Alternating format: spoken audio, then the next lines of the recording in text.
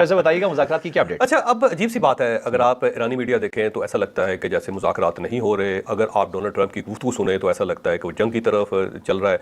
हमारा जो मीडिया है टोटल ब्लैकआउट है, उसके अंदर कुछ है ही नहीं, कोई टिकर नहीं चल रहा, कोई खबर नहीं आ रही। मैंने शाम के शोज़ देखे हैं, उनके अंदर भी कोई ऐसी बात नहीं है कि इंफॉर्मेशन नहीं। ऐसा लगता है जैसे हमारा जो मीडिया है वो इंफॉर्मेशन को हाइड करना चाहता है। वो चाहता है कि आम बंदे को पता ही नहीं चले कि क्या हो रहा है। ये हमारा चैनल है जो बार बार बता रहा है कि भाई मुज़ाकरात हो रहे हैं। मैं आपको भी बता रहा हूँ कि मुज़ाकरात हो रहे हैं।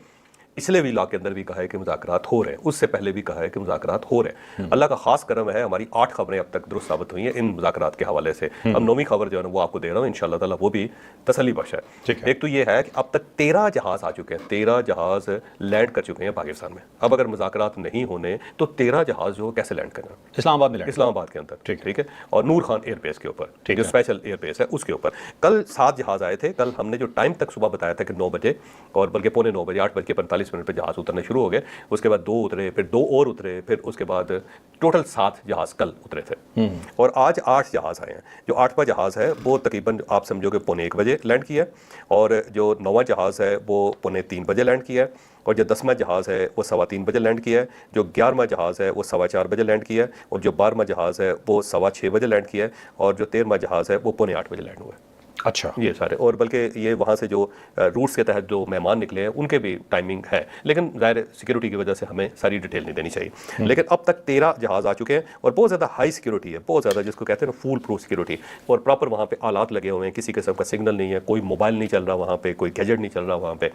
4 लेयर सिक्योरिटी है, और उसके अंदर से मेहमान आ रहे हैं और बराह रास्त जो है वो फिर सरीना होटल जाते हैं, और इसके अलावा अपनी एम्बेसीज में जाते हैं। तो जब 13 जहाज़ लैंड कर चुके हैं तो अब इसके अंदर डाउट क्या है? आपका क्या ख्याल है कि अमेरिकन जो हैं वो बेवकूफ़ हैं और उन्होंने मुंह उठाया और बस आ गए? ऐसा नहीं है, ये सेटल हो चुकी हैं चीज़ें, और उस सेटलमेंट की वजह से ये सारा हो रहा है। और अब तो मसूद पज़ेश्कियान साहब का मैसेज भी आ गया, उनका एक ट्वीट आई है, और ट्वीट के अंदर उन्होंने कहा ईरानी सदर ने कि जंग किसी के मफाद में नहीं है, कशीदगी कम करने के लिए सफारती रास्ता अख्तियार करना होगा। अब ये ईरानी सदर भी कह रहे हैं, तो इसका मतलब यह है कि बड़ी क्लैरिटी है इसके अंदर। अब डोनाल्ड ट्रंप ने भी कहा है कि अगर ये मुआहदा हो जाएगा तो मैं ईरानियों से मुलाकात करने के लिए तैयार हूँ। ये वही बात है जो मैं कह रहा हूँ कि डोनाल्ड ट्रंप आएगा जनाब, बड़ा चचा जो है ना वो पहुंचेगा, और उसके लिए ये है कि इस साइड से ईरानी भी तैयार आएंगे और वो भी मसूद पज़ेश्कियान साहब आएंगे। अब एक थोड़ा सा डाउट है, एक थोड़ा सा कैच है जो आज अभी चंद घंटे पहले पैदा हुआ है, जो मैं कह रहा था कि और भी हेड ऑफ स्टेट्स आएंगे, पाकिस्तान को सूट करता है, पाकिस्तान ने इन्वाइट किया हुआ है, लेकिन अब ईरानी जो है रेजिस्टेंस कर रहे हैं थोड़ी सी, वो नहीं चाहते कि कोई और आए। वो कहते हैं जी पाकिस्तान की एफर्ट है, हम चाहते हैं कि पाकिस्तानी दूल्हा हो और अमेरिकन हो और दूसरी साइड पर हम हो, बस 3 है कि कोई किसी और ने हमारी मदद नहीं की तो हम नहीं चाहते कि वो आए। लेकिन पाकिस्तान की ख्वाहिश है कि मैक्सिमम लोग यहाँ पे लीडर्स आए, ताकि एक बड़ा ज़बरदस्त किस्म का जेस्चर जाना चाहिए। 10 मुल्क होंगे, 10 मुल्कों का मीडिया होगा, वहाँ पे पाकिस्तान की कवरेज होगी, पाकिस्तान को ये सूट करता है।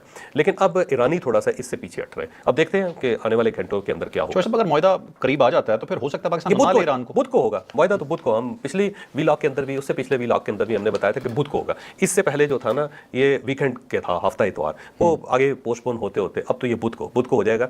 और जो जेडी वेंस है वो आज रात पहुंच रहे हैं, और ये उन्होंने कह भी दिया है डोनाल्ड ट्रंप ने। अब टाइम का डिफरेंस है, ये ज़हन में रखेंगे, 12 घंटे का डिफरेंस है। हो सकता है वहाँ से वो निकलें तो यहाँ पे ज़ाहिर 12 घंटे हम उनसे आगे होंगे, तो वो एक हो सकता है। लेकिन अब वो रवाना होने वाले हैं, वहाँ से या हो चुके होंगे वैसे मैक्सिमम में। थोड़ा सिक्रेसी भी रखी जा रही है ना, पूरी बात नहीं बता रहे, सिक्रेसी रखी जा रही है। अब यहाँ पे जो बयान है ना जी ईरान की तरफ से, उनके एक रुकने पार्लियामेंट है, उनका नाम सैयद महमूद है, और ये यहाँ पे मुज़ाकराती जो पिछली टीम थी उसके अंदर शामिल भी थे। उनका एक बयान, बड़ा सख्त बयान है। उन्होंने कहा जी जहाज़ पर हमले के बाद मुज़ाकरात जो अब उसकी कोई ज़रूरत नहीं है, ये दहशतगर्द हैं, लुटेरे हैं, और इनके साथ वही सलूक किया जाएगा जो दहशतगर्दों और लुटेरों के साथ किया जाता है। अब वक्त आ गया कि भरपूर जवाब दिया जाए।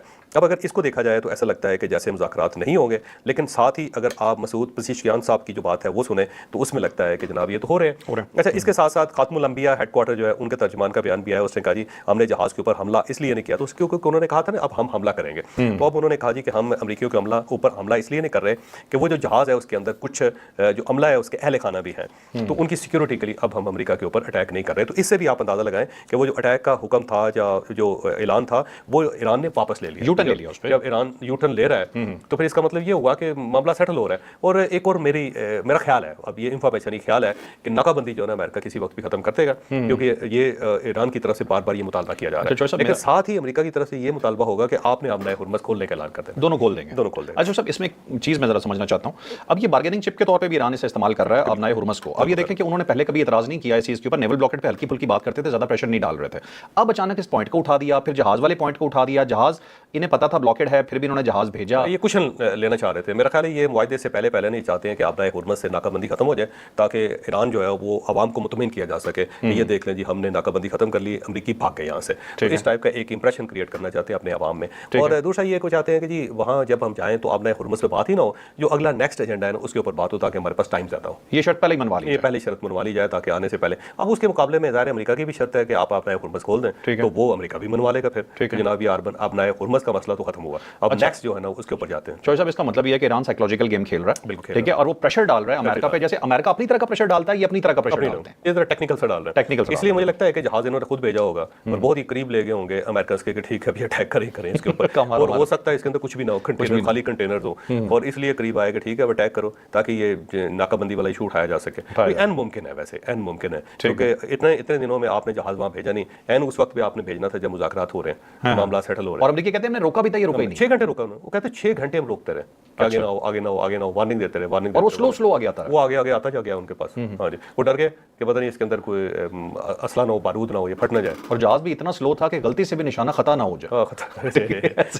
फिर उसके बाद उन्होंने हेलीकॉप्टर उतार दिए वहाँ, फिर उसके बाद वहाँ जाकर उन्होंने ऑपरेशन करके तो उसका इंजन जो है वो नाकारा कर दिया और अमला जो उसको हिरासत में ले लिया। तो अब ये हो सकता है कि ये अपने कुशंस के लिए इस्तेमाल करें, और ये भी अन मुमकिन है कि जो ईरान के अंदर स्पाइलर्स हैं वो एक्टिव हो गए हों कि यार ये मुज़ाकरात को स्पाइल तो करो। मकसद तो उनका हल हो गया, वैसे अगर स्पाइलर हैं तब भी उनका मकसद हल हो गया, और अगर ये चाहते थे कि थोड़ा सा मसला जरा प्रेशर डाला जाए अमेरिका के ऊपर तो प्रेशर भी आ गया, मकसद ईरान का हल हो गया। अच्छा चौधरी साहब, अब ये बताइएगा कि एक बात कही जा रही है कि ईरान का जो असल मकसद है ना वो असासे हैं, ये असासे हैं कितने और कहां पे? दुरुस्त है वैसे, क्योंकि न्यूक्लियर के ऊपर ईरान वैसे थोड़ा अड़ा हुआ है। उसकी बुनियादी वजह यह है कि बार बार जो डोनाल्ड ट्रंप ये पॉइंट ले रहा है, डोनाल्ड ट्रंप 2 पॉइंट्स ले रहा है। एक वो कह रहा है कि जनाब ये न्यूक्लियर इनको नहीं बनाने देंगे, बम इनके पास हमारे लिए एक्सेप्टेबल नहीं है, और दूसरा कह रहा है आपने हुर्मस खोले। दो ही उसके मेन मुतालबा नजर आ रहे। रजीम कहता है बदल गई हुई है सारी, हमने इनको तबाह कर दिया हुआ है, कख नहीं बचा इनका, उसके ऊपर उसका कंसेंसस है। तो वो ये कहता है कि भाई साहब बस 2 ही चीज़ें, आपने हुर्मस खोल दो ताकि लोगों को रिलीफ मिले, आवाम को रिलीफ मिले, पेट्रोल की कीमतें नीचे आए और मैं सुरखरू हो जाऊँ। और दूसरा ये है कि ये जो न्यूक्लियर कैपेबिलिटी है वो जीरो करनी है मैंने। 2 ही उनके इशू है। न्यूक्लियर पे ईरान को कोई इशू नहीं, मैं पहले आपको कह रहा हूँ, ये जानबूझ के बात कर रहे हैं, क्योंकि उसकी वजह यह है कि अगर उन्होंने बम बनाना होता तो बना लेते भाई। अब तक आप बना सके नहीं, कर आप सके नहीं। अब वहाँ पे आपके जो रेक्टर्स हैं वो खत्म हो गए हुए हैं, उसके ऊपर अटैक हो गया हुआ है, वो मलबा बन गया हुआ है। अब आप उसको दोबारा रीबिल्ड करेंगे 10, 15, 20 साल लगेंगे। दूसरा ये यूरेनियम 60 ग्रेड आपने उसको कर लिया अफसूदा, तो अब उसको बम के अंदर जो आपने कन्वर्ट करना है वो 6 कंपोनेंट्स और भी हैं, वो कहाँ से आएंगे? वो तो है नहीं आपके पास। अब तो कैसे बनाओगे भाई? तो वो मेरा ख्याल है यूरेनियम किससे भी जान छुड़ाना चाह रहा है अब ईरान के ये मामला, क्योंकि खत्म हो गया हुआ है। ईरान साइंटिस्ट उनके मार दिए उन्होंने, सही प्लांट उनके तबाह कर दिए हुए हैं। यूरेनियम जो है वो कहते हैं कि जी वो डस्ट में छुपी हुई है। तो जब सारी चीज़ें, तो ईरान उसको सिर्फ बार्गेनिंग चिप के तौर पे इस्तेमाल कर रहा है ताकि इधर से सेटल हो, तो हम कहेंगे ठीक है जी इसको डिग्रेड कर देते हैं। ईरान को ये बात पहले से पता है कि वो बम बनाने से बहुत दूर हैं, इसलिए वो उस पर जिद भी ज़्यादा नहीं कर रहे। लेकिन वो बार बार कह रहे हैं कि जी हमने यूरेनियम देनी ताकि इस साइड पे जो डोनाल्ड ट्रंप है ना पोजीशन ले कि हमने आपसे हर सूरत में लेकर रहनी। वो ले चुका है, वो पोजीशन ले रहा है। ये ईरानी जानबूझ के कर रहे हैं। असल जो मसला है ना ईरानियों का वो उनके असासे हैं। अभी जो एक रिपोर्ट आई उसके मुताबिक $100 बिलियन से जायद के इनके पास इनके असासे हैं जो जब्त है मुख्तलिफ मुल्कों के अंदर। जो अभी तफसील है जैसे कि चाइना के अंदर इनके $20 बिलियन हैं, इंडिया के अंदर इनके $7 बिलियन है, इराक के अंदर इनके $6 बिलियन है, कतर के अंदर इनके जो $6 बिलियन है, जापान के अंदर $1.5 बिलियन है, अमेरिका के अंदर $2 बिलियन पड़े, और बाकी जो पैसा है वो यूरोप के मुख्तलिफ मुल्कों के अंदर है, जैसे स्विस अकाउंट्स में है, फ्रांस के अंदर है, इंग्लैंड के अंदर है, जर्मनी में है और नीदरलैंड के अंदर है। बहुत सारे मुल्क हैं जिनके पास थोड़ा थोड़ा पैसा पड़ा हुआ है।